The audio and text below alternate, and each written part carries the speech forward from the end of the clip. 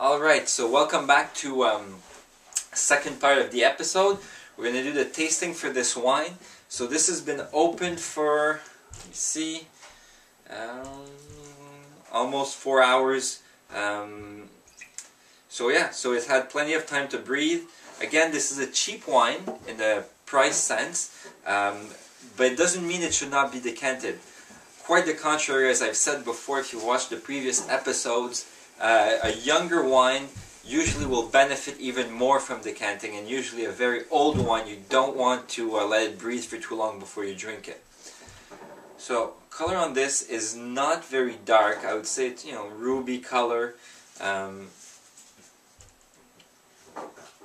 but it's quite deep actually. It's not bad, and actually the color will give you a hint as to what the wine might be, but it's not.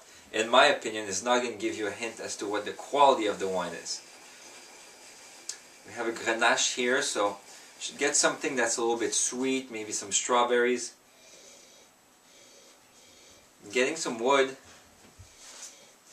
not in excess. I'm not getting too much of the vanilla, although there is a little bit, but the smell of damp wood, if you want. Getting some plum. Grape smell a little bit, and maybe a little bit of black currant or cassis. So not a bad nose.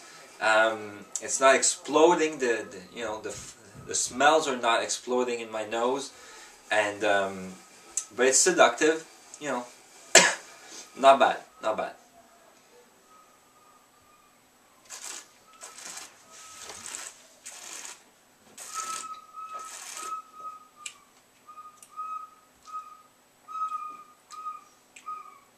Very pleased for $9. So in the mouth, I am getting some of that New World style. I am getting some of the vanilla oak that comes through in the way of not so much of the vanilla oak right away, but I'm getting the strawberry, which I was predicting before I tasted it, and but I'm getting more of strawberry jam than fresh strawberries, which is not bad. It's pleasant. It's definitely seductive. This is more of a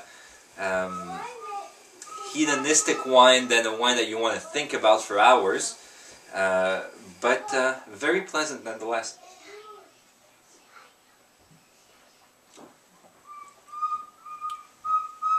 Yeah, so this is by no means is this a complex wine, but it's very pleasant, very good. For $9, if you're looking for a wine under $10 or a good weekday wine, you should look for this. You should try it. You're not going to lose anything anyways. And basically, that's it for now. Go out, try this wine. You're not going to lose much, as I said, $9.